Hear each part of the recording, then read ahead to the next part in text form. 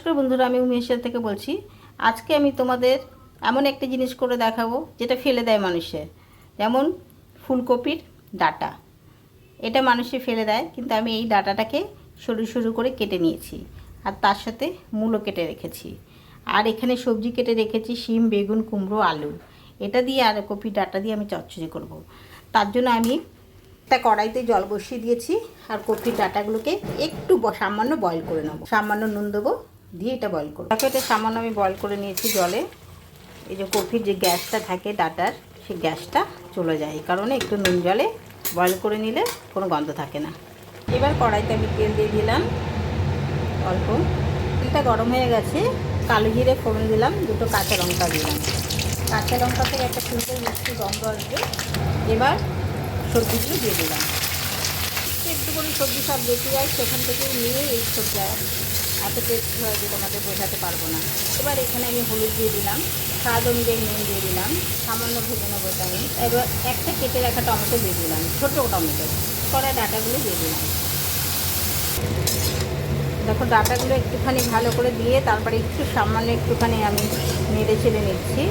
নেড়ে চেড়ে নিয়ে আমি এখানে 2 চামচ সর্ষে বেটেছি, সাদা সর্ষে 1 চামচ, কালো সর্ষে 1 চামচ, এটা আমি দিয়ে দেবো।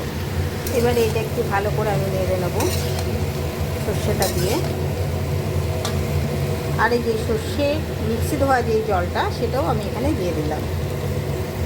মিক্সি ধোয়ার জলটা দিয়ে আমি এটা একটু ঢাকা দিয়ে 5 মিনিট রান্না করব। ঢাকনাটা খুললাম, অল্প একটু চিংড়ি মাছ আছে, এটা আমি দিয়ে দিলাম। চিংড়ি মাছটা দিয়ে আবার ঢাকা দিয়ে দিলাম।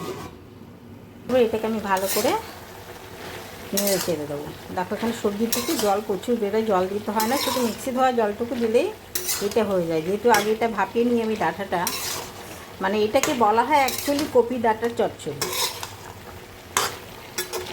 খেতেও খুব ভালো হয়। এটা চচ্চড়ি তো, তাই আমি এই চামচের 1/2 চামচ চিনি দিলাম, ছোটো চামচ দেখো। এবার আমার চচ্চড়িটা হয়ে গেছে। দেখো জল ছাড়া বন্ধুরা কত সুন্দর খেতে হয়, এটা দেখতে হয়েছে কত সুন্দর স্বাদের হয়েছে, যেন তোমাদের বোঝাতে পারবো না, এত টেস্টি হয় এটা। ফেলে দেওয়া জিনিস থেকে যে এত ভালো সবজি তৈরি হয়, তোমরা সেটা দেখে নাও। আর অনেক হয়তো তোমরা জানো, এটা আমাকে আবার নতুন করেও বলার কিছু নেই। এবার আমি তোমাদের সার্ভ করে দেখাচ্ছি। কপি ডাঁটা চচ্চড়িটা হয়ে গেছে। তোমাদের যদি ভালো লেগে থাকে লাইক করো, কমেন্ট করো, সাবস্ক্রাইব করো। থ্যাংক ইউ, ধন্যবাদ।